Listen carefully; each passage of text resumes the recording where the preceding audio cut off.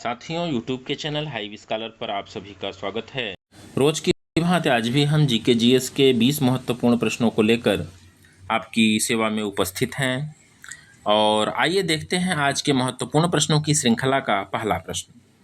पहला प्रश्न हमारे स्क्रीन पर है, विश्व मलेरिया दिवस कब मनाया जाता है? ए विकल्प दिया हुआ है 25 अप्रैल, बी दिया हुआ है 15 मई, सी दिया हुआ है 25 जून और डी दिया हुआ है 10 जनवरी। तो विश्व मलेरिया दिवस की अगर हम लोग बात करेंगे तो यह 25 अप्रैल को मनाया जाता है, अतः हमारा ए विकल्प सही होगा। आगे हम लोग बढ़ते हैं दूसरे प्रश्न की तरफ और दूसरा प्रश्न हमारे स्क्रीन पर आ चुका है। भारत का 79वां स्वतंत्रता दिवस 2025 का आधिकारिक थीम क्या है? तो ए विकल्प दिया हुआ है आत्मनिर्भर भारत, बी दिया हुआ है डिजिटल इंडिया, सी दिया हुआ है नया भारत और डी दिया हुआ है अमृत काल।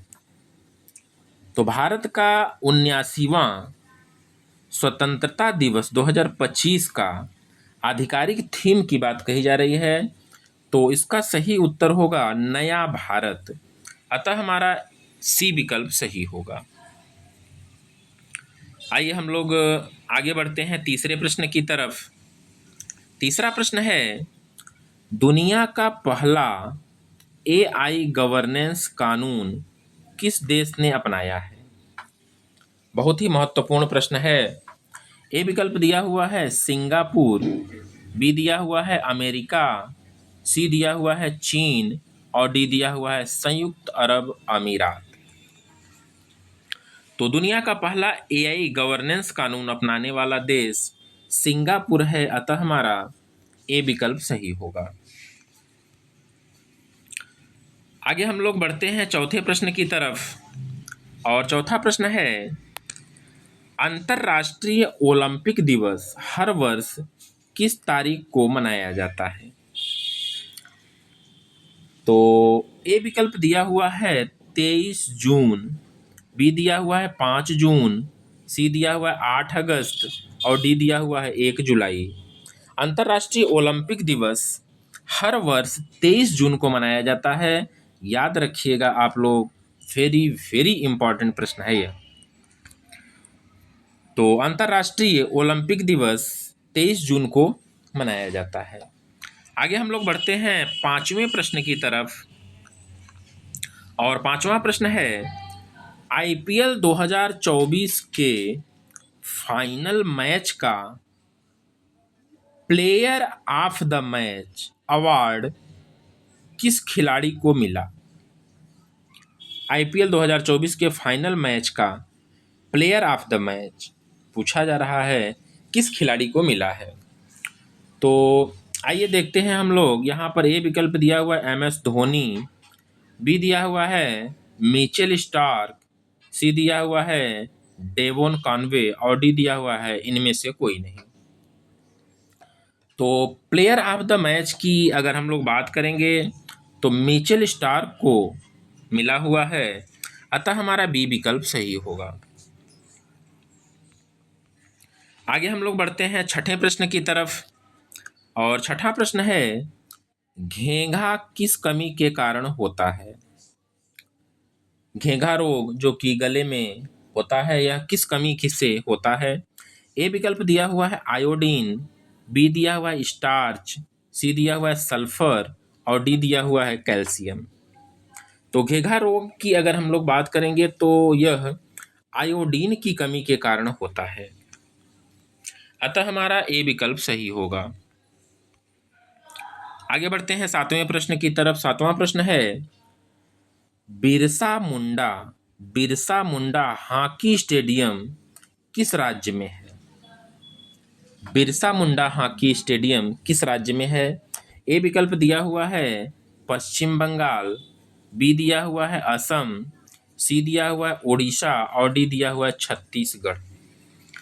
तो बिरसा मुंडा की अगर हम लोग बात करेंगे तो यह ओडिशा में स्थित है। बिरसा मुंडा हॉकी स्टेडियम जो है उड़ीसा में स्थित है, अतः हमारा सी विकल्प सही होगा। आगे हम लोग बढ़ते हैं आज के सेशन के 8वें प्रश्न की तरफ। और 8वां प्रश्न है, मानस राष्ट्रीय उद्यान किस राज्य में स्थित है? ए विकल्प दिया हुआ है असम, बी दिया हुआ है मध्य प्रदेश, सी दिया हुआ है उत्तर प्रदेश और डी दिया हुआ है राजस्थान। तो मानस राष्ट्रीय उद्यान की अगर हम लोग बात करेंगे तो यह असम में स्थित है, अतः हमारा ए विकल्प सही होगा।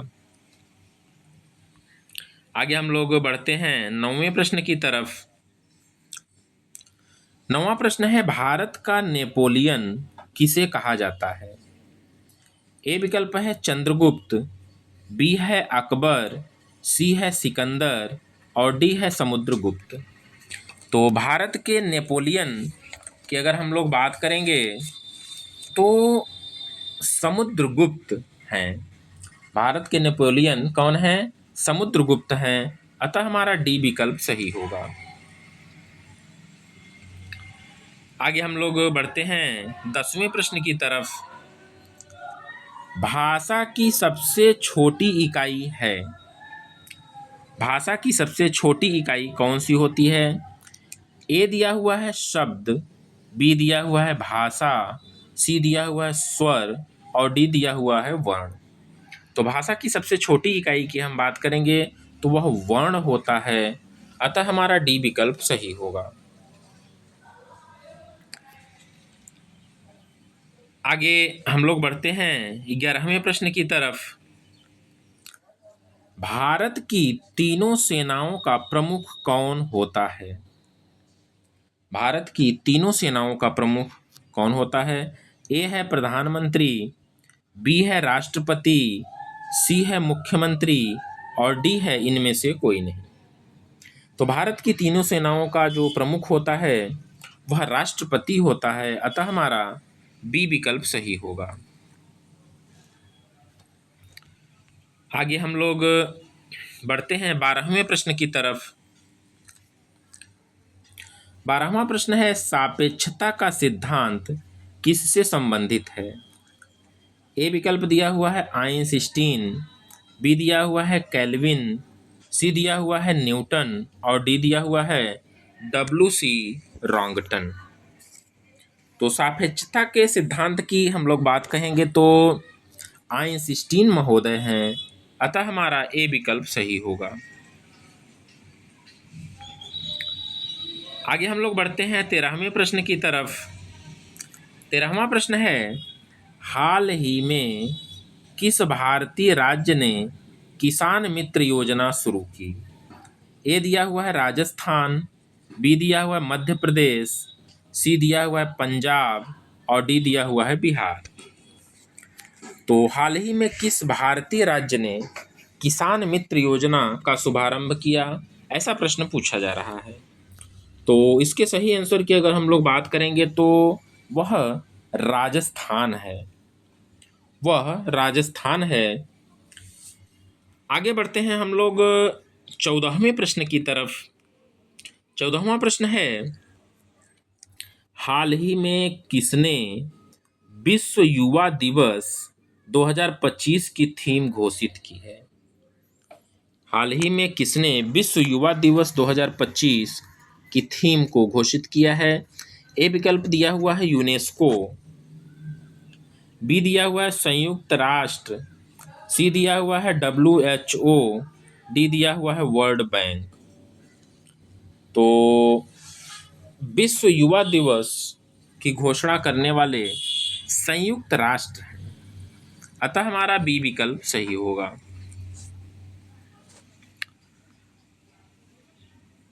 आइए देखते हैं 15वां प्रश्न, महलों का शहर किसे कहा जाता है? बहुत ही महत्वपूर्ण प्रश्न है साथियों, महलों का शहर किसे कहा जाता है? तो ए विकल्प दिया हुआ है कोलकाता, बी दिया हुआ है वाराणसी, सी दिया हुआ है मुंबई और डी दिया हुआ है चेन्नई। महलों का शहर, महलों के शहर की अगर हम लोग बात करेंगे तो यह कोलकाता है।